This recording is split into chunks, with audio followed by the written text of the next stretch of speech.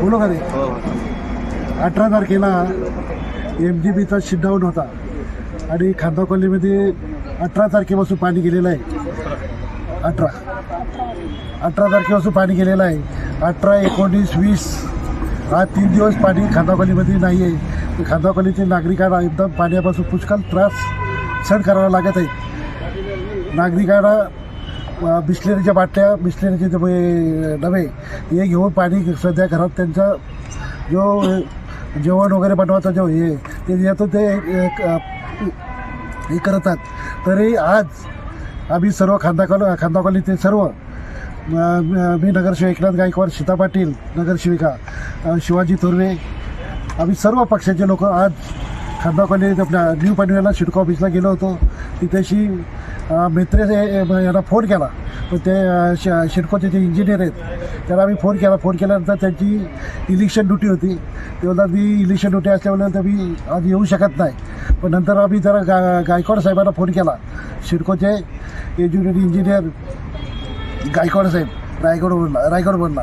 तर त्याही नंतर मित्रांना त्याही फोन करून त्याला पाठवून दिलं. तशी खांदा कॉलनीतील सर्व सेक्टरमधून सर्व महिला वगैरे सर्व इथे जे आज पाण्याच्या संदर्भात इथेशी सर्व उपस्थित होत्या आणि पाणी येत का नाही हा त्याला प्रश्न विचारला. तर त्याही सांगितलं का शिटडाऊन झाल्यानंतर पाणीचा प्रेशर थोडा कमी होता. अजूनसुद्धा त्याचा प्रेशर वाढलेला नाही आहे. त्यामुळं आपल्याला हे खांदा कॉलनीमध्ये अजून एक 10 तास पाणी पाणी प्रेशरमध्ये येणार नाही अशा पद्धतीने त्याही आम्हाला सांगितलं. त्यानंतर आम्ही त्यांना सांगितलं का खांदा कॉलनीमध्ये सेक्टर 6 पाण्याची जी टाकी आहे त्या तिथेशी एक टँकर पॉईंट आहे. हा ते तिथून टँकर भरून दुसरीकडे जातात, म्हणजे न्यू पनवेलला वगैरे जिथं शॉर्टेज आहे पाण्याचं तिथं ते इथून जातात. ते सुद्धा आम्ही त्यांना टँकर बंद करायला सांगितले आहेत. का जिथपर्यंत खांदा कॉलनीतला पाण्याचा प्रश्न मिटत नाही, जिथपर्यंत खांदा कॉलनीमध्ये पेशंटनी पाणी देत नाही तिथपर्यंत आम्ही इथले टँकर वगैरे आम्ही चालू करून देणार नाहीत अशी आम्ही अशी त्यांना माहिती दिली. आणि त्यांना आम्ही विनंती केलेली आहे का तुम्ही खांदा कॉलनीमध्ये काही सेक्टरचा झोन तयार करा.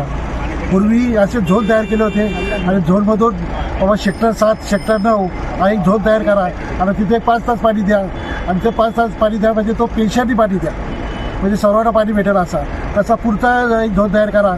सेक्टर 10, सेक्टर 11 तिथेशी असा पेशंटनी पाणी द्या अशी आम्ही त्यांना एक विनंती केलेली आहे का तुम्ही काही करा, काही नियोजन करा, पण तो चांगल्या पद्धतीने नियोजन करा आणि खांदा कॉलनीतल्या नागरिकांना पाणी मिळालं पाहिजे असे प्रयत्न करा. आधी त्यांना सर्व पक्षाचे सर्व तिथे जमून सर्वही आम्ही त्यांना विनंती केलेली आहे. आणि काही आम्ही परत मित्रांना आम्ही त्यांना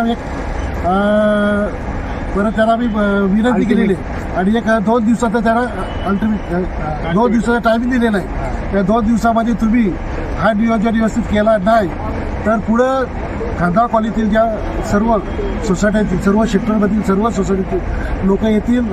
तिथे ऑफिसला तिथे उद्या काय झाली, तोडफोड झाली, काय झाली, उद्या तुमच्या चेहऱ्याला काळा लावला याला जबाबदार तुम्ही राहणार किंवा सिडको राहील.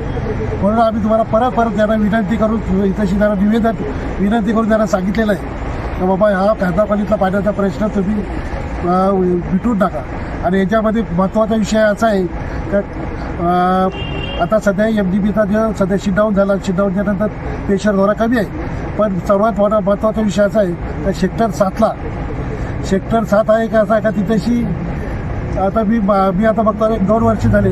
2 वर्षभर आम्ही तिथं प्रयत्न करतो का तिथं पाणी जास्त पेशंटनी भेटायला पाहिजे. पण तरीसुद्धा आम्ही त्यांच्याकडे पत्र यावर करतो, त्यांना घेऊन येतो, प्रत्येक सोसायटीमध्ये त्यांना तिथेशी व्हिजिट हे करायला लावतो.